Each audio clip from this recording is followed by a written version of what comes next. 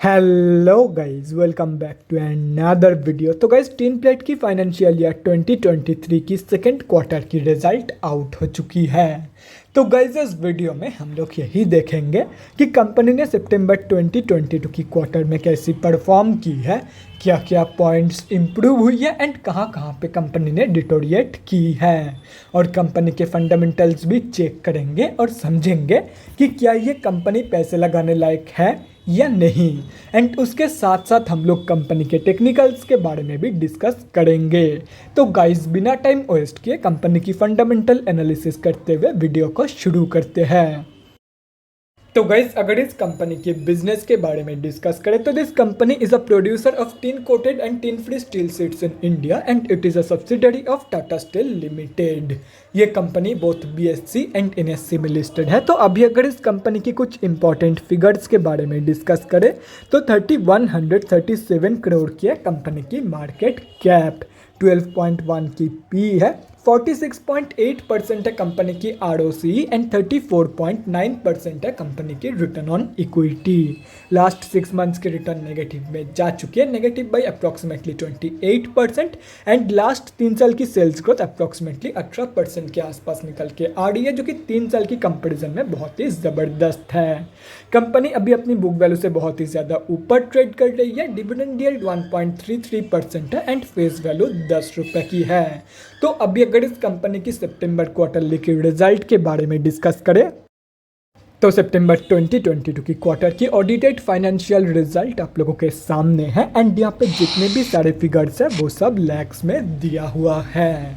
तो गाइस, सबसे पहले हम लोग कंपनी की इनकम चेक करते हैं। तो सितंबर 2022 की क्वार्टर में कंपनी ने अप्रॉक्सीमेटली 972 करोड़ की इनकम जनरेट किया है। और अगर ये जून 2022 की क्वार्टर एंड सितंबर 2021 की क्वार्टर से कंपेयर किया जाए तो जून 2022 की क्वार्टर में कंपनी ने अप्रॉक्सीमेटली 1017 करोड़ की इनकम जनरेट किया था एंड सितंबर 2021 की क्वार्टर में अप्रॉक्सीमेटली 987 करोड़ की इनकम। तो ईयर ऑन ईयर बेसिस पे and quarter on quarter basis पे दोनों में ही कंपनी की जो इनकम ग्रोथ है वो नेगेटिव में जा चुकी है। तो अभी अगर इस कंपनी की नेट प्रॉफिट मतलब प्रॉफिट आफ्टर टैक्स के बारे में डिस्कस करें तो सितंबर 2022 की क्वार्टर में कंपनी ने अप्रॉक्सीमेटली 35 करोड़ की लॉस पोस्ट किया है।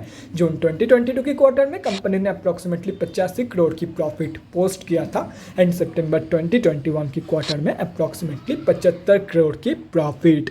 तो ईयर ऑन ईयर बेसिस पे and quarter on quarter basis पे कंपनी की जो प्रॉफिट ग्रोथ है वो भी इनकम ग्रोथ की तरह ही नेगेटिव में जा चुकी है। एंड अगर सितंबर 2022 के क्वार्टर में देखा जाए तो कंपनी ने सितंबर 2022 के क्वार्टर में जितना इनकम जनरेट करी है उससे कई ज़्यादा कंपनी की एक्सपेंसेस हुई है, इसीलिए end of the quarter company की जो प्रॉफिट है वो नेगेटिव में निकल के आई है, मतलब कंपनी ने लॉस पोस्ट किया है इन सितंबर 2022 की क्वार्टर। एंड यहाँ से साफ पता चल रहा है कि कंपनी की जो प्रॉफिट मार्जिन है वो भी रिड्यूस हुई है on both year on year basis and quarter on quarter basis. और रही बात कंपनी की ईपीएस की, तो ईपीएस की जो ग्रोथ है वो भी कंपनी की ओवरऑल ग्रोथ की तरह ही है। ये ग्रोथ भी कंपनी की नेगेटिव में जा चुकी है on both year on year basis and quarter on quarter basis.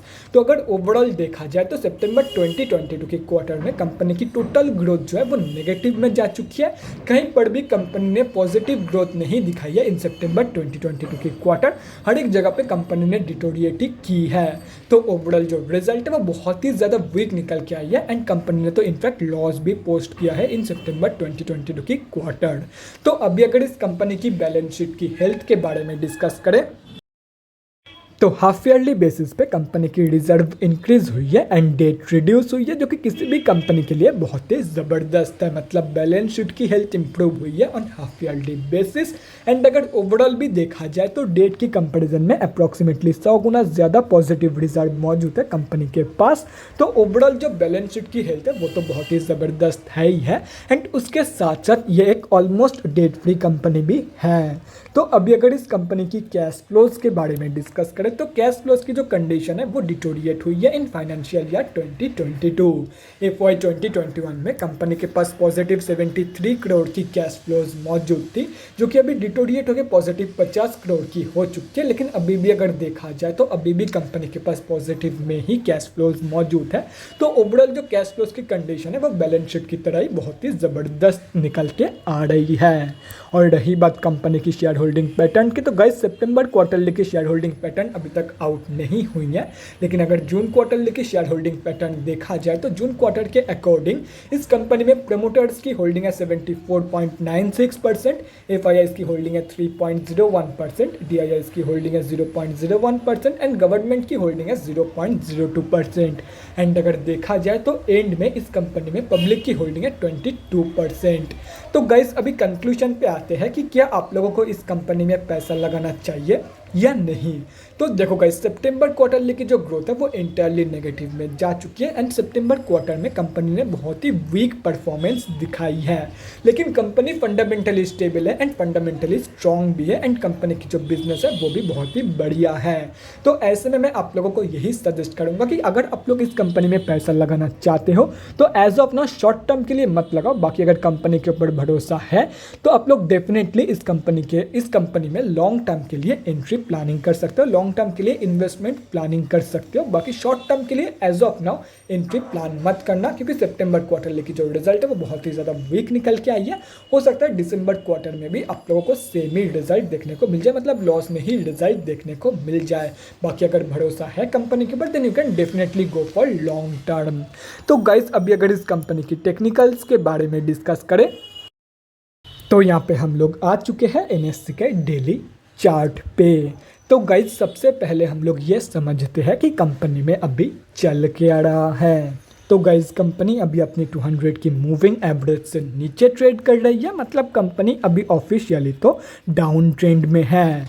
And अगर देखा जाए तो अभी ये कंपनी पिछले ऑलमोस्ट 5 महीनों से एक ही रेंज के अंदर कंसोलिडेट कर रही है। तो ऐसे में जिनकी भी होल्डिंग इस कंपनी में ऑलरेडी है उन लोगों को मैं यही सजेस्ट करूंगा कि सिंपली आप लोग इस कंपनी में एक स्टॉप लॉस लगा के रख दो। अभी कहाँ पे स्टॉप लॉस लगाना है ये एंटायरली आप लोगों के ऊपर है। तो अभी अगर आप लोग एक स्ट्रिक्ट स्टॉप लॉस लगाना चाहते हो तो अप्रॉक्सीमेटली 280 रुपये के आसपास आप लोग लगा सकते हो। और अगर आप लोग थोड़ा सा लूज लगाना चाहते हो तो 240 रुपीज़ से लेकर 245 रुपये के बीच में भी आप लोग एक स्टॉप लॉस लगा के रख सकते हो। अब इन दोनों स्टॉप लॉसेस के पीछे का लॉजिक भी मैं आप लोगों को समझा देता हूं। तो देखो गाइस पहले स्ट्रिक्ट स्टॉप लॉस के बारे में डिस्कस करते हैं। तो पिछले 5 महीने से ये कंपनी एक ही रेंज के अंदर कंसोलिडेट कर रही है एंड इस कंसोलिडेशन के बाद अगर ये कंपनी बाई चांस नीचे की तरफ ब्रेकआउट देती है तो आप लोगों का स्टॉप लॉस हिट हो जाएगा एंड आप लोग ज़्यादा लॉस के हाथ से बच जाओगे।